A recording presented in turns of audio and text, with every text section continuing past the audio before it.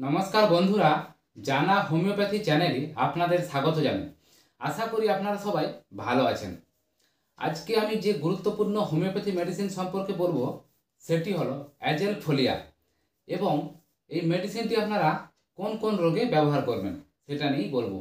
তাই বন্ধুরা, আপনারা ভিডিওটি একটু মনোযোগ সহকারে শোনার চেষ্টা করুন, তাহলে পুরো বিষয়টি সম্পূর্ণ বুঝতে পারবেন। এবার শুরু করি।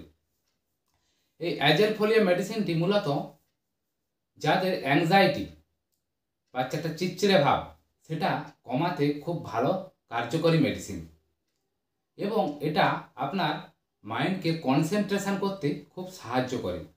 আপনার যে কোনো জিনিসের প্রতি কনসেন্ট্রেশনটাকে বাড়াতে সাহায্য করে। আপনার যদি ডায়রিয়ার সমস্যা থাকে বা পাতলা পায়খানা, সেটা ঠিক করতে এই মেডিসিনটি দারুণ কার্যকারী।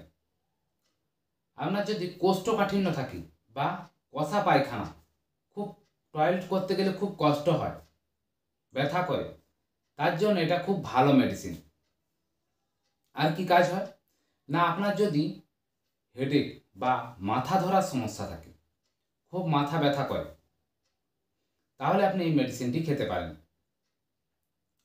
এছাড়া আর কি হয় না, আপনার যদি চোখে ব্যথা করে, চোখ ব্যথা করে, ঠিক আছে, তাহলে আপনাকে এই মেডিসিনটি খেতে হবে। আর কি হয় না, আপনার যদি বমি বমি ভাব মনে হয়, ঠিক আছে, সবসময় এটা গা বমি বমি মনে হচ্ছে, আপনি অবশ্যই এই মেডিসিনটি খাবেন। আর আপনার যদি জয়েন্টে একটা ব্যথা করে, ঠিক আছে, মানে চুলকানি টাইপের যেন মনে হবে ব্যথা, এই ধরনের লক্ষণে আপনাকে এই মেডিসিনটি খেতে হবে। যে কোনো ধরুন পায়ে হাতের যে জয়েন্টগুলো, সেই জায়গাগুলোতে খুব ব্যথা করে, তাহলে আপনি এই মেডিসিনটি অবশ্যই খেতে পারেন।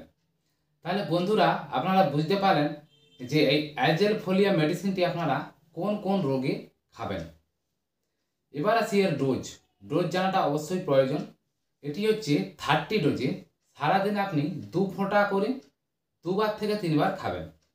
দেখবেন আমি যে সমস্ত রোগগুলোর কথা বললাম, এইগুলো আপনাদের ধীরে ধীরে ঠিক হয়ে যাবে। এইভাবে কন্টিনিউ আপনি কয়েকদিন খাবেন, দেখবেন সুস্থ হয়ে উঠবেন। আবার ধীরে ধীরে আপনার রোগ কমে এলে আপনি ওষুধগুলো ধীরে ধীরে বন্ধ করে দেবেন। তাহলে বন্ধুরা, বুঝতে পারলেন আশা করি ভিডিওটি। যদি ভিডিওটি ভালো লেগে থাকে প্লিজ লাইক করে দেবেন, বন্ধুদের মধ্যে শেয়ার করে দেবেন, এবং যদি ভালো লেগে থাকে প্লিজ সাবস্ক্রাইব করে দেবেন। ধন্যবাদ বন্ধুরা।